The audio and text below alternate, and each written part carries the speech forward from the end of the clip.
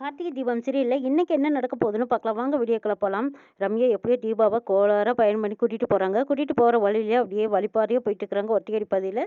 சாமி பரிகார பூஜைக்கு எல்லா ஏற்பாடும் பண்ணிட்டீங்களான்னு கேட்குறாங்க ரம்யா. பண்ணிட்டேன் தாயிங்கிறாங்க சேகர். ஆமா நீங்க வந்துட்டீங்கல்ல பரிகார பூஜையை ஆரம்பிச்சிடலாமா அப்படின்னு சொல்லி சூடமேத்தி ஆரத்தி காட்டுறாங்க. இந்த பக்கமா தீபா ரம்யா 2 பேரும் சாமியை கும்பிடுறாங்க.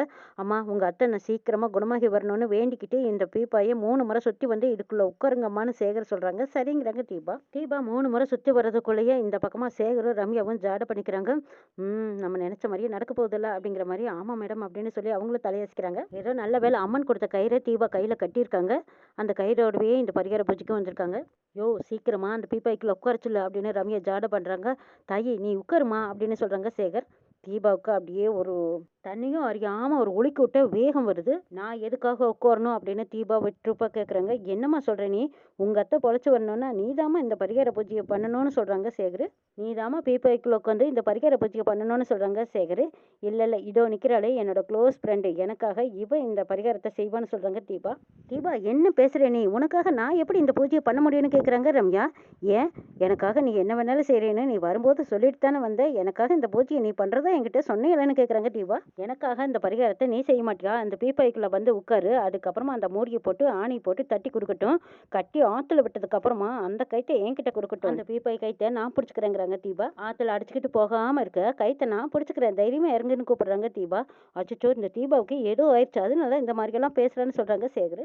திஷ்டி அழிச்சா எல்லாம் சரியா போயிடுங்கிறாங்க. அப்படியா சரி அதை செய்யுங்க அப்படிங்கிறாங்க தீபா. ஒரு பூசணிக்காயை எடுத்து அதுல சோடத்தை பத்தி வச்சு அப்படியே திஷ்டி கழிக்கிற மாதிரி சுத்தி வராங்க. சுத்தி வந்த பூசணிக்காயை அப்படி தூக்கி எரியும் போது கரெக்டா அதுல வச்சிருந்த சூடம் அவங்க தலையில விழுந்துருது. சாமியாரோட தலையில விழுந்து பத்திக்கிட்டு எரியுது. இது சாமியார் கவனிக்கல. அப்பப்பா என் தலையில சூடம் எரியுது எரியுது அப்படின்னு அதுக்கப்புறமா அவங்க உணர்ந்து அச்சோ அம்மம்மா அப்படின்னுக்கிட்டு ஆத்துல போய் குளிக்கிறாரு. இதை பார்த்து ரசித்து தீபா சிரிச்சுக்கிட்டு இருக்கிறாங்க. ரம்யா என்னடா இது என்ன நடக்குதுன்னு ஒன்றும் புரியலையேன்னு பார்த்துட்டு இருக்காங்க. அச்சோ சாமி ஆளை விடுங்க, நான் வரலடா சாமி இந்த விளையாட்டுக்கு அப்படின்னு சொல்லிட்டு அங்கிருந்து சேகர் ஓட்டம் பிடிச்சிடுறாங்க. இந்த பக்கமா தீபா ரம்யாவை முறைச்சு பாக்குறாங்க. தீபா ஏன் அப்படி பாக்குற? உனக்கு ஒன்றும் ஆகலையே அப்படின்னு கேட்குறாங்க ரம்யா. எனக்கு எதுவும் ஆகல, நீ வா வந்து இதுக்குள்ள உட்காருவான்னு கூப்பிடுறாங்க தீபா. ஏய் தீபா நான் எப்படி அதுக்குள்ள வந்து உட்காருவேன் அப்படின்னு ரம்யா கேட்குறாங்க. நீ தானே சொன்ன எனக்காக எது வேணாலும் செய்வேன்னு, வந்து உட்காருவான்னு கூப்பிடுறாங்க தீபா. வந்து உட்காருவான்னு கூப்பிடுறாங்க. ஐயோ நான் உட்கார்றதா? நான் விளையாட்டுக்கு சொன்னேன் தீபாங்கிறாங்க. எது விளையாட்டா? வாடி வந்து உட்காருவா அப்படின்னு குறவலை பிடிச்சிடுறாங்க. அச்சோ நம்ம தீபாவை உட்கார வைக்கலான்னு பார்த்தா இவ நம்மள உட்கார வச்சிருவா போல இருக்கு, இல்லைன்னா உயிரோடவே விடமாட்டா போல இருக்கு. கழுத்தை நெரிக்கிறத பார்த்துட்டு ரம்யா பயந்து போயிடுறாங்க. சரி நான் வந்து உட்கார்றேன்னு வராங்க. ரம்யாவை போய் உள்ள உட்காந்துக்கிறாங்க. பீப்பாயில உட்காந்ததுக்கு அப்புறமா அந்த மூடியை போட்டு ஆணியை வச்சு அடிக்கிறாங்க. தயவு செய்து என்னை விட்டு, நான் இந்த மாதிரி எல்லாம் பண்ண மாட்டேன், என் தப்பு தான், மன்னிச்சிடு மன்னிச்சிடு என்னை விட்டு தீபா அப்படின்னு கெஞ்சுறாங்க. நான் உன்னோட க்ளோஸ் ஃப்ரெண்டு, தயவு செய்து என்னை விட்டுன்னு கெஞ்சிக்கிட்டு இருக்கிறாங்க ரம்யா. ஏய் உன்னையெல்லாம் இந்த மாதிரி செஞ்ச தாண்டி சரியா இருக்கும் அப்படின்னு சொல்லிட்டு தீபா பீப்பாயில இருந்த மூடி எடுத்து மூடி போட்டு ஆணி வச்சு அடிச்சிட்டாங்க. அந்த பக்கமா கார்த்தி தேடிக்கிட்டு வராரு. தீபா எனக்கு மூச்சு முட்டுது, தயவு செய்து ஓப்பன் பண்ணு, உங்க அத்தைக்கு நீ தானே பரிகாரம் பண்றதா சொன்ன, தயவு செய்து நீக்கி விடு அப்படின்னு சத்தம் போடுறாங்க ரம்யா.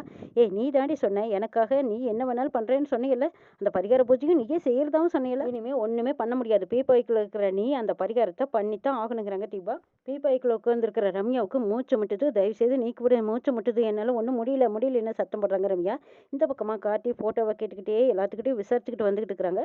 தீபா ரம்யாவை பீப்பாய்க்குள்ள உட்கார வச்சு இப்ப கட்டி நான் ஆத்துல உருட்டி விட போறேன், அப்படியே மிதந்துக்கிட்டே இரு அப்படின்னு சொல்லிட்டு தீபா உருட்டி விட்டுறாங்க.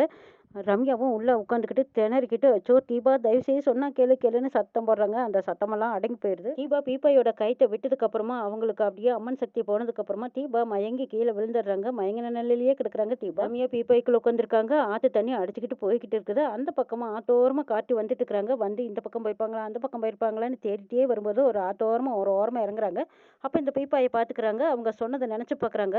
காலையில சூரியன் உதயமாறதுல இருந்து அஸ்தம் ஆகுற வரைக்கும் பீப்பாயில ஆத்துல மிதக்கிற மாதிரி ஒரு பரிகாரம்னு சொல்லியிருக்காங்க. ஒருவேளை இந்த பீப்பாய் அதுவா இருக்குமா, இதுக்குள்ளதான் தீபா இருப்பாங்களா அப்படின்னு கார்த்திக் தெரிஞ்சுக்கிட்டாங்க. தெரிஞ்சுக்கிட்டு அந்த பீப்பாயோட கவத்தை பிடிச்சி இழுத்து கரையோர ஓரமா சேர்த்துறாங்க. கரையோரம் இழுத்து அந்த பீப்பாய் மூடியை அப்படியே தட்டு தட்டுன்னு தட்டி எப்படியும் மூடியை நீக்கிடுறாங்க. நீக்கி உள்ள பாக்குறாங்க. ரம்யா மயங்கி கிடக்குறாங்க. ரம்யா ரம்யா இங்க பாருங்க பாருங்கிறாங்க கார்த்தி. ரம்யா பீப்பாய்க்குள்ள அப்படியே மயங்கி சரிஞ்சுக்கு வந்திருக்கும் போது கார்த்தி தான் எழுப்பி எப்படியோ தூக்கி நிறுத்துறாங்க. தூக்கி என்னாச்சு உங்களுக்கு, ஏன் இதுக்குள்ள கொண்டிருக்கீங்கன்னு கேட்குறாங்க கார்த்தி. அச்சச்சோ இவர் கார்த்தி தீபாவை பார்த்துருப்பாங்களா இல்லையா, தீபா இவங்க இவகிட்ட ஏதாவது சொல்லியிருப்பாளா இல்லையோ ஒண்ணுமே புரியலையே, இப்ப என்ன சொல்லி சமாளிக்கிறதுன்னு யோசிக்கிறாங்க ரம்யா. இப்படி பேச்ச ஆரம்பிக்கலான்னு தீபா எங்கேன்னு கேக்குறாங்க. தெரியலைங்க, இந்த டம்ம அடிச்சுக்கிட்டு ஆத்துல போறத நான் பார்த்தேன், அதனாலதான் சரி தீபா ஒருவேளை இதுக்குள்ள இருப்பாங்களோன்னு நான் பார்த்தேங்கிறாங்க கார்த்தி. பார்த்தா நீங்க இருக்கிறீங்க, நீங்க எப்படி இதுக்குள்ள வந்தீங்கன்னு கேக்குறாங்க. கார்த்தி என்ன எதுக்கு காப்பாத்துனீங்க, என்னோட ஃப்ரெண்டு தீபாவுக்காக நான் உயிர் தியாகம் பண்றதை நீங்க தடுத்துட்டீங்களேன்னு கேக்குறாங்க ரம்யா. என்னங்க சொல்றீங்க, அபிராமி ஆண்டிக்காக தீபா செய்யற பரிகாரத்தை நான் செய்யலான்னு முடிவு பண்ணி தான் நான் இந்த பீப்பையில உட்காந்தேங்கிறாங்க. இந்த பூஜையெல்லாம் ஆண்டி பொழைச்சுக்குவாங்கல்ல, எனக்கு அது வரைக்கும் சந்தோஷங்கிறாங்க.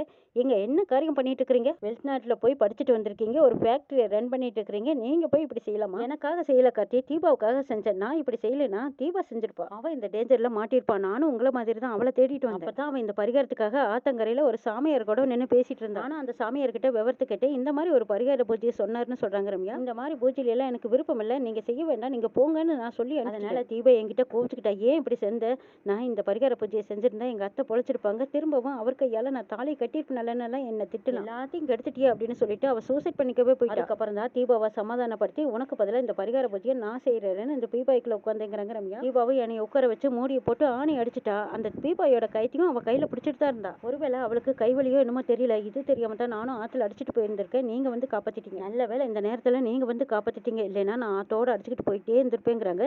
சரிங்க, இப்ப தீபா எங்கன்னு கேக்குறாங்க கார்த்தி. அவ பூஜைக்கு ஏற்பாடு செஞ்ச இடத்துல தான் இருப்பான்னு நினைக்கிறேங்கிறாங்க. பூஜை எங்க நடந்ததுன்னு கேக்குறாங்க. சரி வாங்க காட்டுறேன் அப்படின்னு ரம்யா கூட்டிட்டு போறாங்க கார்த்தியை.